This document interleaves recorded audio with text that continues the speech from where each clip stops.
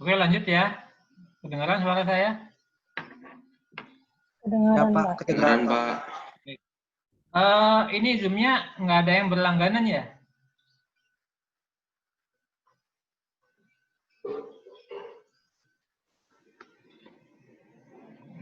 Ya, kalau perlu berlangganan, silakan berlangganan. Misalnya saya bayarin, nggak apa-apa sih. Ya, kebetulan Zoom saya hari ini lagi dipakai, jadi nggak bisa saya pakai. Oke, lanjut ke sini ya. Jadi tadi cerita tentang review. Kemudian kalau review prosedurnya cuma dua, inquiry dengan manajemen dengan melakukan proses analitis. Nah, kalau kompilasi ini, jadi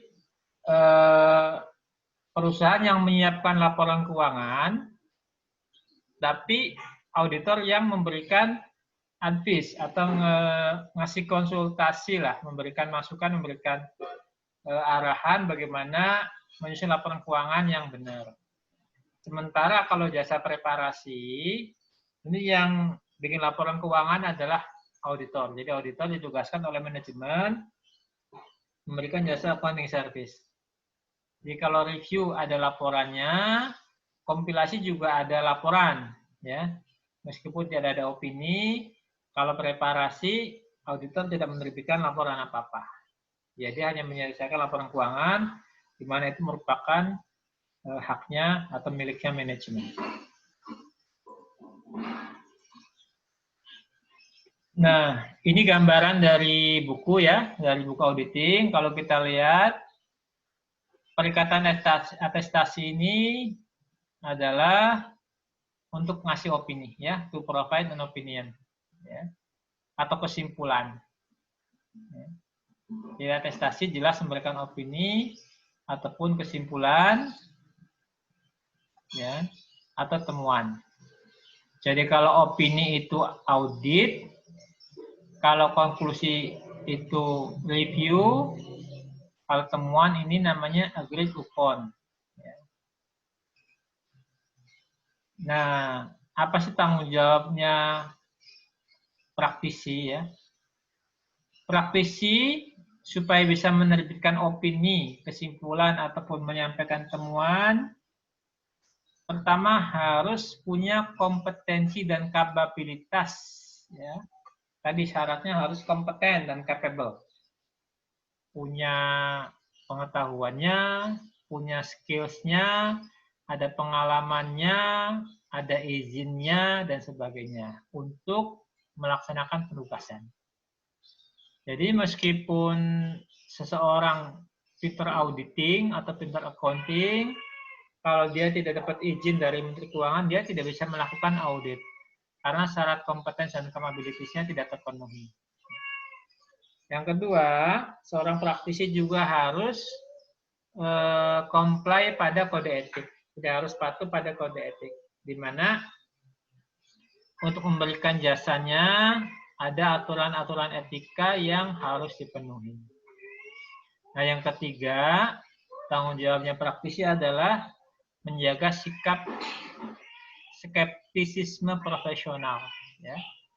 Jadi skeptis ini maksudnya adalah seorang auditor tidak mudah menarik kesimpulan sebelum memperoleh bukti yang cukup dan tepat. Jadi contohnya misalnya begini. Misalnya siapa? Akbal, katakan Akbal, kemudian ceritalah ke siapa ya? Siapa di sini namanya? Ke Mutia misalnya. Akbal cerita ke Mutia, Mutia di Jalan Segar ada tabrakan. Misalnya gitu. Akbal cerita begitu. Nah,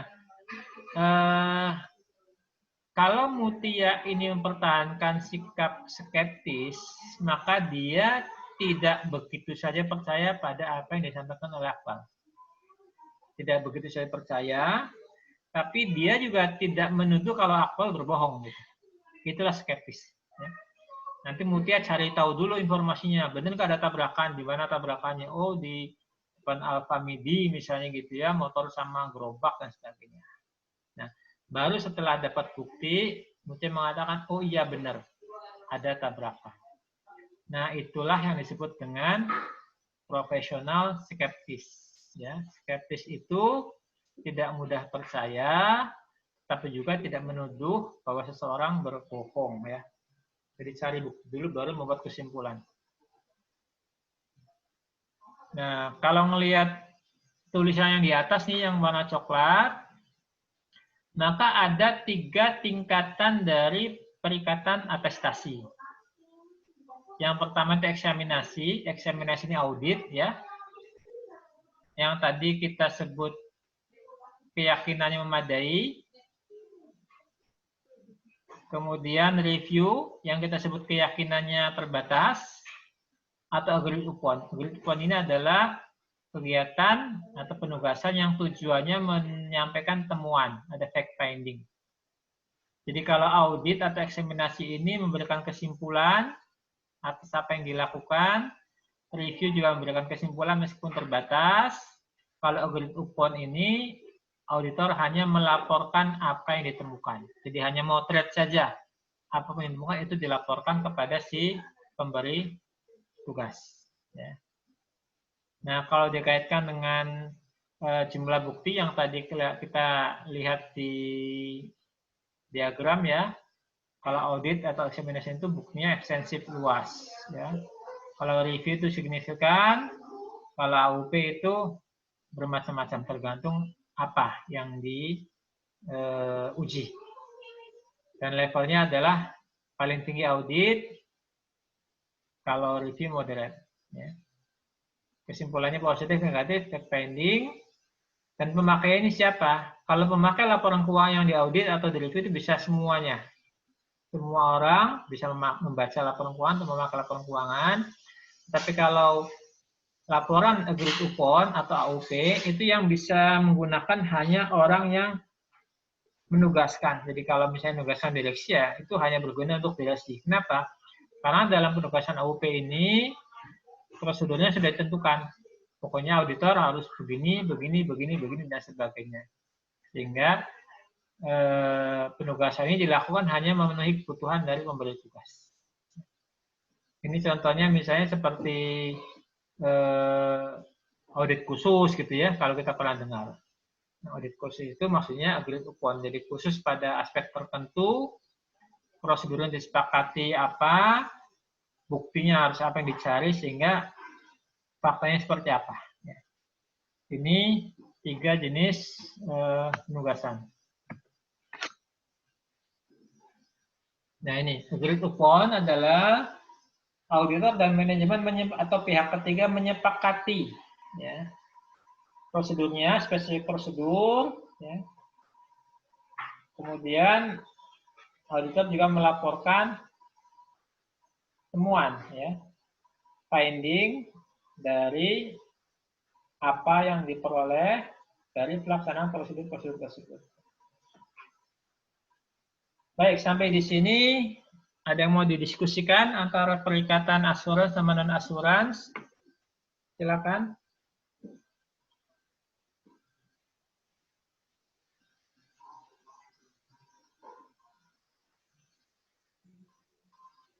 Izin Pak. Ya.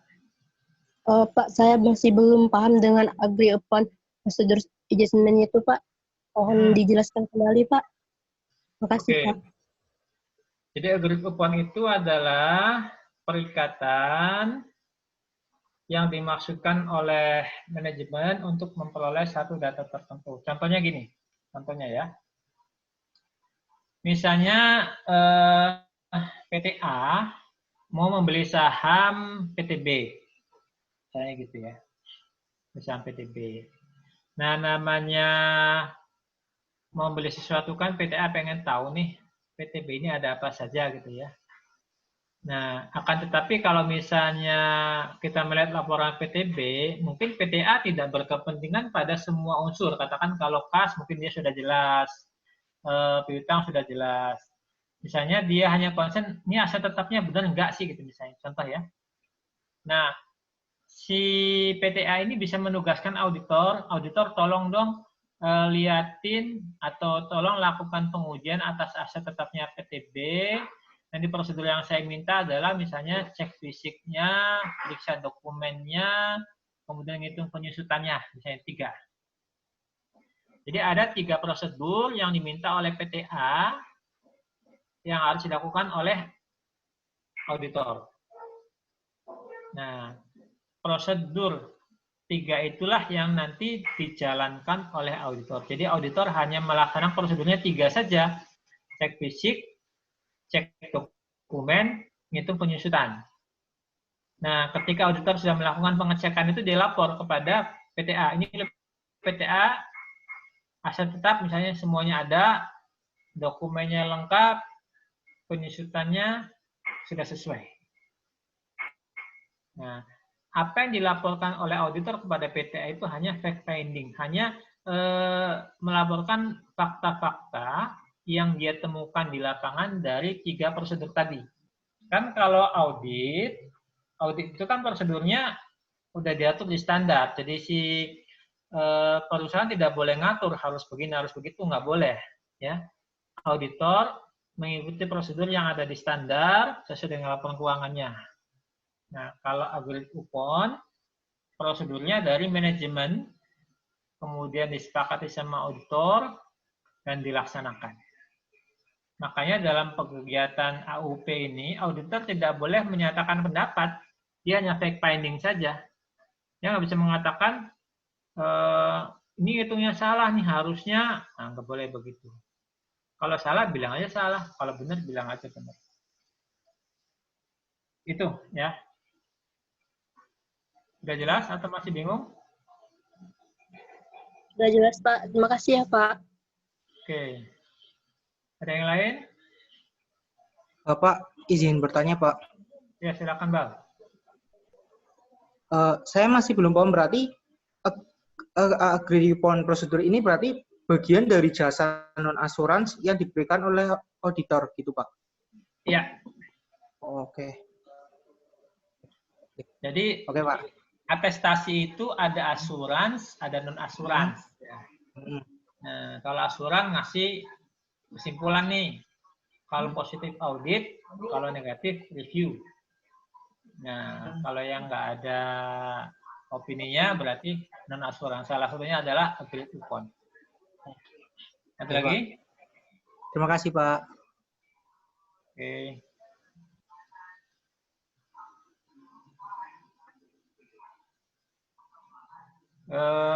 Kalau nggak ada, saya mau nanya nih ya ke Virus Belkis.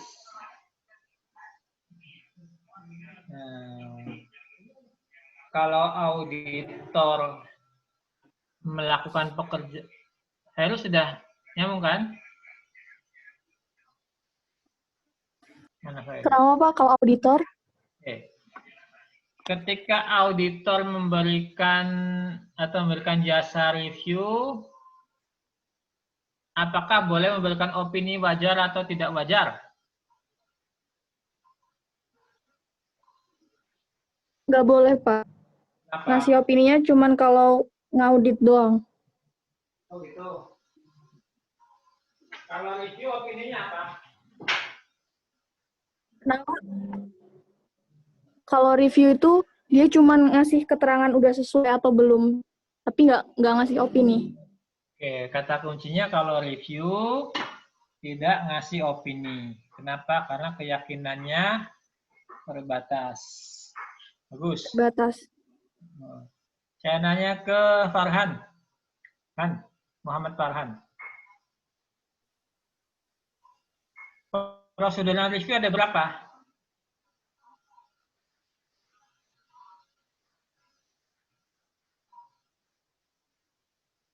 Mana Farhan?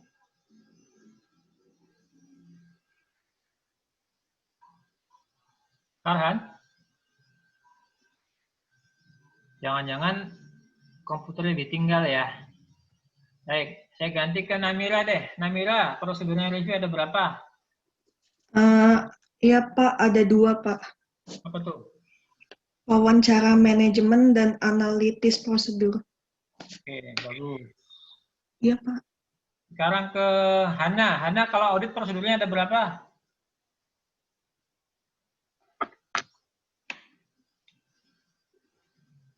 Mana? Ya, Pak. Audit prosedurnya ada berapa? Ada 2, 3, 4? 3, Pak. Ya? 3. 3, apa tuh? Bentar. Aku mau lihat.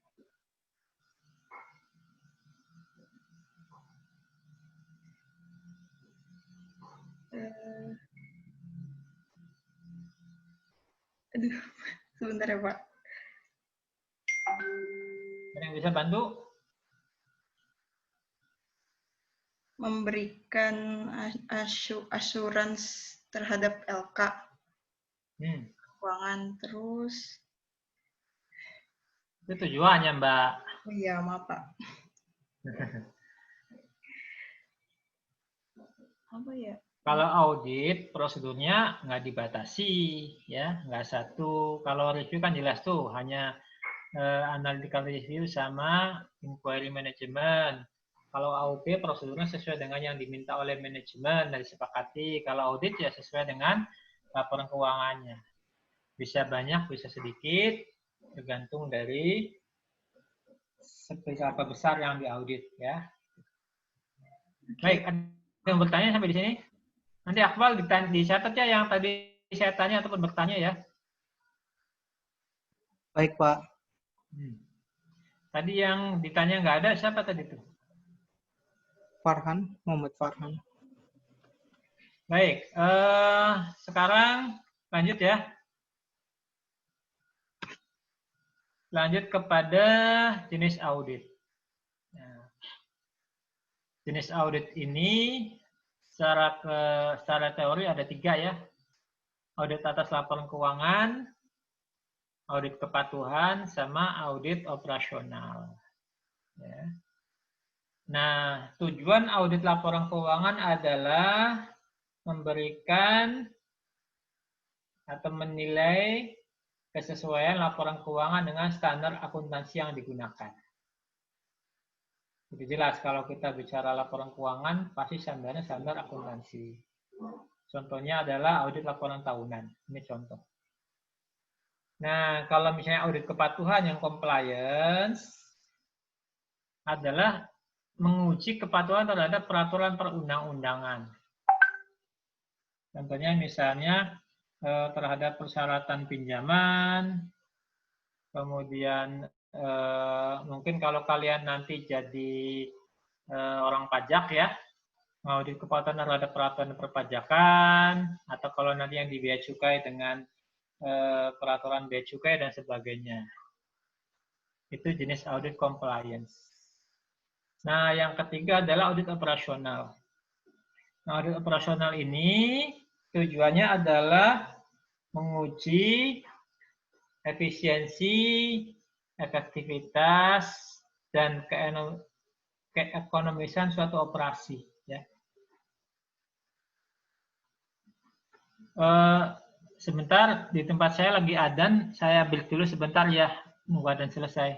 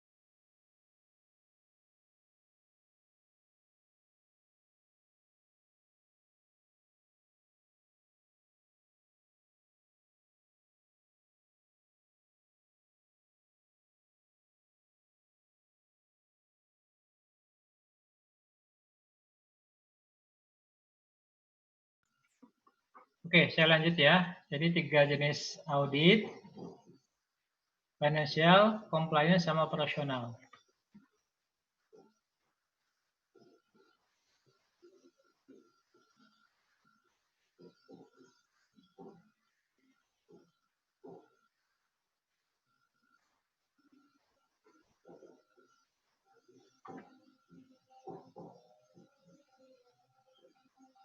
Nah, kalau tadi jenis auditnya, sekarang jenis auditornya, ya. Jadi auditor itu secara garis besar ada 3. Yang pertama adalah independen, ya, independen CPA atau akuntan publik, ya, seperti saya ini. Kemudian ada government auditor, seperti auditor BPK, ya. Nanti kalau kalian masuk BPK, kalian menjadi government auditor. Ada juga internal auditor. Nah, internal auditor tadi adalah auditor yang ada di dalam perusahaan. Kalau di perusahaan ada SPI mungkin. Kalau misalnya di Departemen Keuangan ada inspektorat. Atau kalau di pemerintahan ada BPKP. Itu namanya auditor internal. Ada independen, ada government, sama internal audit. Nah, kaitannya dengan penugasan audit, ya, ada sektor komersial, ada sektor pemerintahan. Sektor komersial biasanya auditnya itu hanya laporan keuangan saja, ya, yang bisa dilakukan oleh KAP. Nah, kalau audit internal,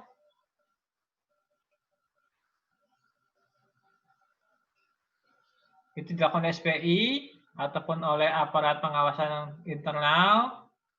Nah, sementara kalau BPK ini bisa ngaudit semuanya, ya. Jadi BPK bisa ngaudit keuangannya, bisa ngaudit operasionalnya atau kinerja, bisa ngaudit kepatuhan gitu ya, baik di kementerian, lembaga maupun di BUMN. Jadi kalau yang nanti bertugas di BPK beruntung karena bisa ngauditnya macam-macam, bisa kemana saja. BPK adalah satu-satunya auditor independen pemerintah yang diatur di undang-undang, ya. Baik. Sampai sini antara jenis audit sama jenis auditor ada yang mau ditanyakan? Izin bertanya. Ya. Yang terkait audit operasional itu, Pak, kriteria atau standar yang dipakai buat mengevaluasi, menentukan efisiensi dan efektivitasnya itu apa ya, Pak ya? Nah, kalau kita bicara audit operasional, yang menjadi kriteria adalah apa yang kita audit. Contohnya misalnya begini. Kalau misalnya kita mau mengaudit operasional atas proses produksi suatu barang, ya, misalnya begitu. Nah, yang jadi kriteria apa? Pertama adalah kita lihat perusahaan pasti sudah punya kebijakan atau SOP atau apapun yang ada di sana yang menjadi dasar ketika perusahaan tersebut menjalankan produksinya. Jadi kriterianya itu, kriterianya adalah SOP yang ada di perusahaan. Nanti kita nilai nih, misalnya menurut SOP atau menurut pedoman atau apapun di sana, setiap hari misalnya harus menghasilkan barang sebanyak 1000, misalnya ya, 1000 unit. Nah, di audit nih, bener nggak hasilnya 1000? Misalnya, oh ternyata hasilnya cuma 900, misalnya gitu. Oh berarti kan di bawah kapasitas. Nah, inilah bedanya auditor operasional sama auditor laporan keuangan. Auditor operasional ketika menemukan fakta bahwa di lapangan produksi cuma 900 padahal harusnya 1000, nah maka auditor harus cari tahu kenapa. Ya. Jadi operasional lebih mendalam nih. Kenapa kok cuma 900? Apakah bahannya kurang? Ataukah misalnya banyak gagal produksi misalnya? Atau misalnya mesinnya kecepatannya tidak sesuai? Atau ada penggelapan? Atau ada macam-macam dan sebagainya. Jadi kriterianya adalah kebijakan atau aturan yang ada di perusahaan. Misalnya kalau yang kita audit adalah perusahaan. Dan yang kedua, ketika menemukan sesuatu yang tidak sesuai, auditor operasional harus mencari tahu kenapa.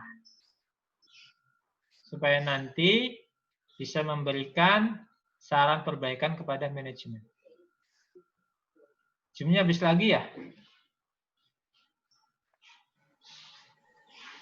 Masih 10 menit, Pak. Oke. Ada lagi yang mau bertanya? Makasih, Pak. Pak, izin bertanya, Pak. Siapa dulu? Silakan. Kapan setiap jenis auditnya dilakukan ini, Pak? Apakah bisa dalam waktu yang sama atau berbeda-beda, Pak? 3 jenis audit bisa dilakukan secara bersamaan, tetapi harus oleh pihak yang berbeda. Jadi kalau misalnya gini, misalnya sebuah BUMN nih, BUMN itu pada waktu yang bersamaan diaudit oleh KAP laporan keuangannya, kemudian diaudit oleh BPK kinerjanya, diaudit oleh SPI misalnya proses produksinya, itu bisa. Nah, mengenai penjadwalan biasanya kalau laporan keuangan kan jelas tuh di auditnya akhir tahun ya, akhir tahun. Kalau operasional biasanya setiap perusahaan punya penjadwalan tuh, penjadwalan ya. SPI-nya bikin jadwal kapan dia audit. Nah, kalau BPK juga punya PKPT ya, punya program pemeriksaan kapan mereka masuk ke satu entitas. Jadi pada dasarnya bisa bersamaan, tapi dilakukan oleh orang yang atau pihak yang berbeda. Tapi dalam kondisi tertentu bisa saja KAP selain ditugaskan mengaudit laporan keuangan, juga mengaudit kepatuhan. Itu bisa. Sekaligus. Karena seperti kalau kita audit BUMN, pasti audit keuangan plus audit kepatuhan. Oleh satu pihak. Itu dia. Silakan yang lain. Izin bertanya, Pak. Untuk opini yang diberikan kepada tiap-tiap jenis audit ini bisa sama atau berbeda-beda ya, Pak? Berbeda. Jadi kalau laporan keuangan opininya jelas sudah diatur, ya diatur opininya, ada standarnya. Kemudian kalau yang compliance tidak ada aturan yang pasti, beda dengan laporan keuangan, tapi ada juga opininya. Kalau yang operasional biasanya tidak menerbitkan opini. Jadi kalau internal audit tidak ada opini, tapi dia hanya cerita apa kelemahan yang ada dan bagaimana rekomendasi perbaikannya. Itu operasional. Baik, terima kasih, Pak. Izin, Pak. Ya, silakan. Jadi ketiga jenis audit ini tidak saling berhubungan ya, Pak? Tidak saling, saling berhubungan. Gini, ketika auditor eksternal melakukan audit atas laporan keuangan, dia juga harus menguji kepatuhan, ya, kepatuhan perusahaan terhadap peraturan tertentu. Ya. Tapi bedanya gini, kalau misalnya audit kepatuhan, opininya adalah atas kepatuhan tersebut. Tapi kalau audit laporan keuangan ketika melakukan pengujian kepatuhan itu semata-mata sebagai bagian dari audit laporan keuangan. Jadi auditor tidak ngasih opini atas kepatuhannya. Nah, begitu juga dengan audit operasional. Jadi ketika ngaudit perusahaan atau ngaudit entitas, kementerian atau lembaga, auditor eksternal atau BPK pasti akan berkomunikasi sama inspektorat atau internal audit untuk melihat apa-apa saja hasil pemeriksaan yang dilakukan oleh mereka. Nah, hasil pemeriksaan dari internal audit ini dijadikan dasar bagi auditor, baik KAP maupun BPK, untuk merencanakan audit laporan keuangannya. Kalau misalnya dari temuan internal audit banyak masalah, gitu ya, misalnya banyak ketidakpatuhan, banyak masalah di operasi, di mana berarti kan auditor akan memandang risiko audit terhadap laporan keuangan ini menjadi besar gitu ya, menjadi tinggi. Kenapa? Karena banyak masalah. Jadi sebenarnya tiga-tiga ini tidak bisa dipisahkan. Terutama auditor laporan keuangan pasti membutuhkan informasi mengenai kepatuhan sama hasil dari penilaian operasional perusahaan ataupun entitas yang diauditnya. Gitu. Terima kasih, Pak. Oke. Ada lagi? Izin bertanya, Pak. Ya, silakan. Siapa dulu nih? Ada, silakan. Monik dulu. Jadi kan tadi ya sempat menyinggung audit internal. Selain pelakunya yang beda, itu apa, Pak? Perbedaan audit internal dengan eksternal? Tujuannya, kalau audit eksternal itu kan tujuannya ngasih opini atas laporan keuangan. Nah, kalau internal itu tujuannya lebih kepada menilai efektivitas suatu operasional. Kayak tadi tuh, ini pabrik jalannya sesuai dengan kapasitas nggak sih gitu ya. Dan hasil dari internal audit adalah saran perbaikan. Misalnya, oh kapasitasnya baru kepake 900, penyebabnya misalnya pabrik mesinnya ada masalah gitu ya. Harusnya mesinnya diapain gitu. Jadi kalau operasional itu lebih kepada menemukan masalah atau ketidakefektifan atau ketidakefisienan kemudian memberikan saran. Kalau laporan keuangan kan ngasih opini saja atas laporan keuangan. Meskipun kalau ada kelemahan di pengendalian juga memberikan saran perbaikan, tapi bukan seperti operasional audit. Baik, Pak. Terima kasih, Pak. Oke, berikutnya.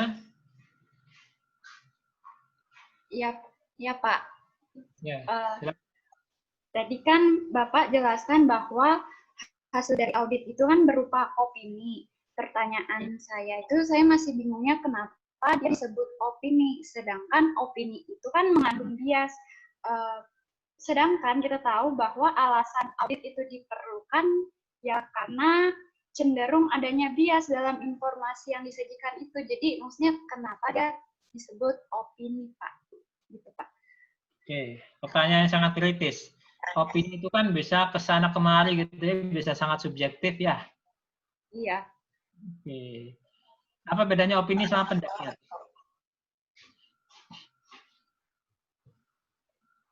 Sama ya, opini sama pendapat. Oke. Salah satu penyebab risiko informasi adalah adanya bias informasi. Kenapa auditor Kak ditugaskan mengasih opini? Apa nggak nambah bias? Oke, pertanyaan yang bagus. Ini, dalam satu proses audit, di awal tadi kita cerita tentang definisi audit, ya. Sebelum auditor itu memberikan opini, ada proses pengumpulan dan pengevaluasian bukti. Jadi ada prosesnya dulu nih. Ada prosesnya dulu, kemudian yang boleh ngasih opini atau jadi auditor adalah orang yang kompeten. Kompeten berarti dia ahli dong. Kalau dia ngaudit laporan keuangan berarti dia paham laporan keuangan, dia punya keahlian, dia punya izin dari Kementerian Keuangan, dia punya pengalaman, dia bisa membawa judgement. Dan yang berikutnya adalah independen. Ya, seorang auditor itu independen. Ya, dia dalam membuat kesimpulan yang mendasari opininya tidak terpengaruh pada siapa-siapa tuh. Dia ketemu hijau, bilang hijau. Dia ketemu merah, bilang merah. Dan auditor itu harus menjaga sikap skeptis profesional. Yang tadi ya, skeptis itu tidak mudah menyatakan pendapat sebelum benar-benar memperoleh bukti audit yang cukup. Dan auditor itu terikat pada kode etik. Sehingga meskipun namanya opini, auditor tidak sembarangan tuh nerbitin opini, wajar atau tidak wajar. Pasti sudah melalui serangkaian proses, kemudian dia mematuhi kode etik, buktinya cukup dan lengkap. Jadi opini yang diberikan auditor itu opini yang bisa dipertanggungjawabkan, tidak mengandung bias. Bukan kayak opini publik yang orang asal ngomong gitu ya. Nah, beda dengan yang itu. Cukup jelas? Ya Pak, makasih ya Pak. Oke, ada yang lain? Silakan. Kita masih panjang, masih sampai jam 1 kan? Masih sejam.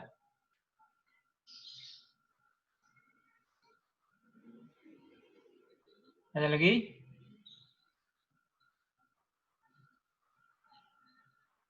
Baik, kalau nggak ada